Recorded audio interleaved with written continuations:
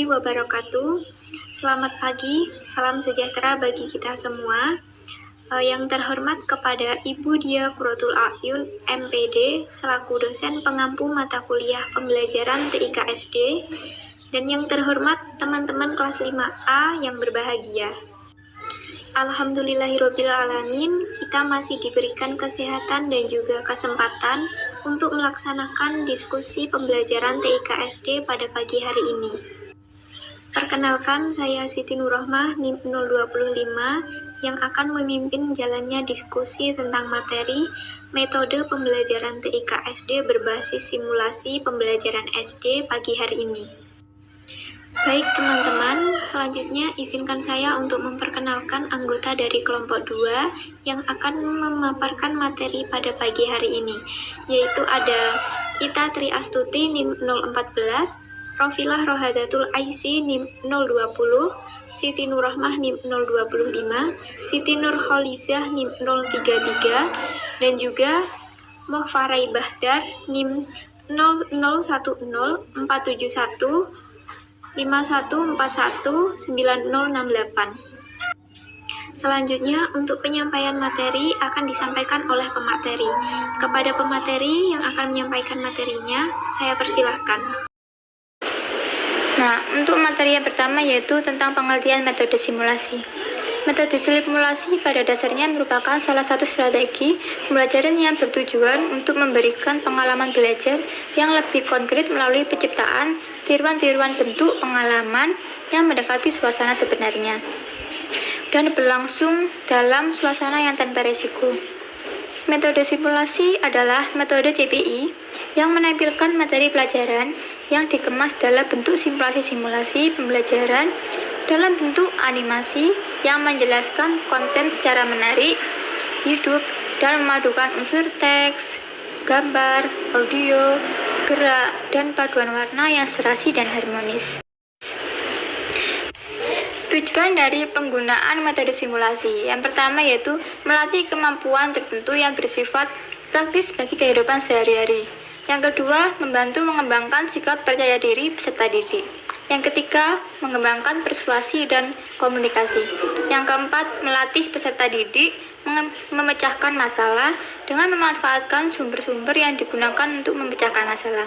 Yang kelima, memberikan motivasi belajar kepada siswa. Yang keenam, melatih siswa untuk mengadakan kerjasama dalam situasi kelompok. Yang ketujuh, menumbuhkan daya kreatif siswa. Yang terakhir yaitu melatih siswa untuk mengembangkan sikap toleransi. Nah, sekian pemaparan materi dari saya. Untuk materi selanjutnya, saya serahkan kepada pemateri berikutnya. Saya persilahkan.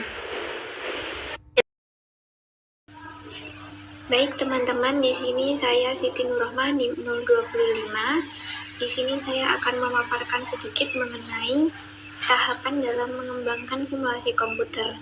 Nah, jadi dalam mengembangkan simulasi komputer ini perlu melalui beberapa tahapan. Di antaranya yang pertama yaitu memahami sistem yang akan disimulasikan.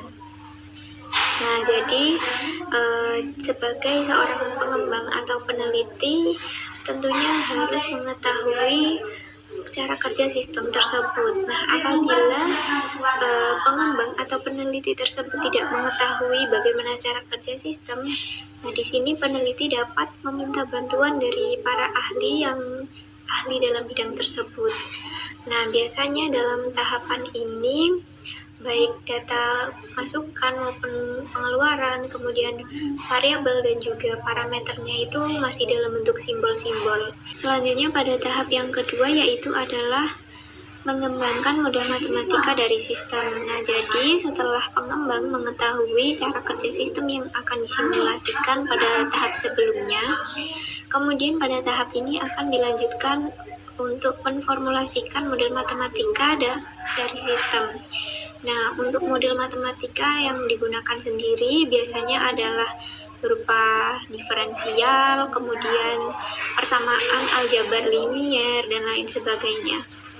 Baik teman-teman, selanjutnya tahap yang ketiga yaitu adalah mengembangkan model matematika untuk simulasi. Nah, jadi pada tahap ini digunakan untuk menyederhanakan model yang telah dibuat sebelumnya. Nah, jadi dalam mengembangkan model ini biasanya peneliti akan menggunakan model flowchart. Nah, tujuannya adalah untuk memerinci tahapan program yang akan disimulasikan. Selanjutnya pada tahap yang keempat yaitu adalah membuat program atau software komputer. Nah, di sini berdasarkan tahapan sebelumnya yaitu adalah mengembangkan model matematika untuk simulasi yang biasanya menggunakan model flowchart. Nah, selanjutnya pada tahap ini pengembang bisa langsung mengimplementasikannya untuk membuat program tertentu. Baik teman-teman, selanjutnya yaitu tahap kelima adalah menguji, memverifikasi, dan juga memvalidasi keluaran simulasi.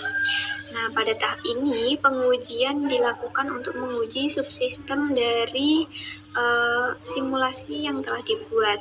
Kemudian setelah melalui tahap pengujian akan dilanjutkan dengan tahap memverifikasi. Nah, di sini gunanya verifikasi adalah untuk membuktikan bahwa hasil dari implementasi program simulasi sudah sesuai dengan model yang telah ditentukan. Nah, berikutnya setelah melalui tahap pengujian dan juga verifikasi, dilanjutkan dengan tahap validasi. Nah, pada tahap validasi ini dilakukan dengan melakukan perbandingan antara hasil keluaran simulasi dengan data yang diambil dari sistem nyata. Selanjutnya tahap yang keenam atau tahap yang terakhir yaitu adalah menggunakan program simulasi untuk tujuan tertentu. Nah, jadi setelah program simulasi sudah jadi, maka akan digunakan sesuai dengan tujuan yang telah ditentukan sebelumnya. Nah, dalam hal ini, secara umum tujuan penggunaan simulasi ada 3, yaitu yang pertama adalah untuk mempelajari perilaku atau behavior system, kemudian yang kedua yaitu untuk pelatihan atau training, dan yang ketiga yaitu untuk hiburan atau permainan. Baik, terima kasih. Sekian pemaparan materi terkait tahapan mengembangkan simulasi komputer dari saya. Kurang dan lebihnya saya mohon maaf. Untuk materi berikutnya akan dipaparkan oleh pemateri berikutnya. Terima kasih. Perkenalkan, nama saya Siti Nurhaliza, NIM 033, Fakultas Ilmu Pendidikan, Prodi PGSD Universitas Trunojoyo, Madura. Baik, di sini saya akan mempresentasikan materi selanjutnya yaitu tentang penerapan simulasi TIK. Di sini ada 7 penerapan simulasi TIK. Yang pertama, menyampaikan tujuan pembelajaran yang akan dicapai. Penyusunan tujuan pembelajaran serta penyampaiannya sangatlah penting dalam rangkaian pengembangan desain pembelajaran. Tanpa tujuan pembelajaran yang jelas, pembelajaran akan menjadi kegiatan tanpa arah dan tidak terkontrol dengan baik oleh seorang guru. Menyampaikan tujuan pembelajaran ketika kegiatan belajar mengajar berlangsung adalah untuk memudahkan guru dalam mengkomunikasikan maksud dari kegiatan belajar mengajar kepada siswa, sehingga pembelajaran yang akan dilaksanakan akan sesuai dengan tujuan yang akan dicapainya. Kemudian yang kedua adalah mempersiapkan alat atau media pembelajaran yang akan digunakan. Pada pembelajaran teknologi informasi komunikasi, sangatlah penting perangkat-perangkat elektronik atau media pembelajaran yang akan membantu proses belajar mengajar. Media pembelajaran ini merupakan alat atau bahan yang nantinya akan digunakan dalam kegiatan belajar dalam rangka untuk merangsang siswa untuk belajar dan meningkatkan interaksinya dan minat belajarnya dengan tepat. Perangkat elektronik yang biasanya digunakan di sekolah dasar diantaranya seperti laptop atau komputer, LCD atau proyektor. Selanjutnya yang nomor 3 adalah menampilkan video simulasi sesuai materi pembelajaran.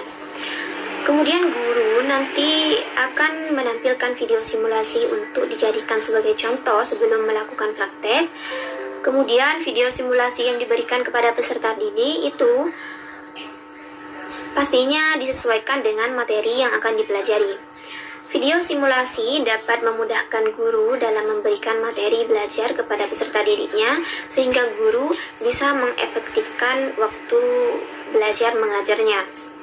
Kemudian, nomor 4 adalah siswa mempraktikkan simulasi yang telah ditayangkan dan menanyakan materi yang belum dipahami. Nah, di sini peserta didik mulai melakukan sesuai dengan simulasi yang telah ditayangkan, sesuai dengan arahan guru. Kemudian peserta didik mempraktekkan simulasinya tahap demi tahap. Kemudian guru bisa merangsang peserta didik untuk bertanya jika ada materi yang belum dipahami oleh peserta didik. Selanjutnya, yang kelima adalah guru menjawab pertanyaan yang belum bisa dipahami secara lisan. Nah, di sini secara lisan guru mulai menjelaskan dan menjawab pertanyaan peserta didik yang belum bisa mereka pahami.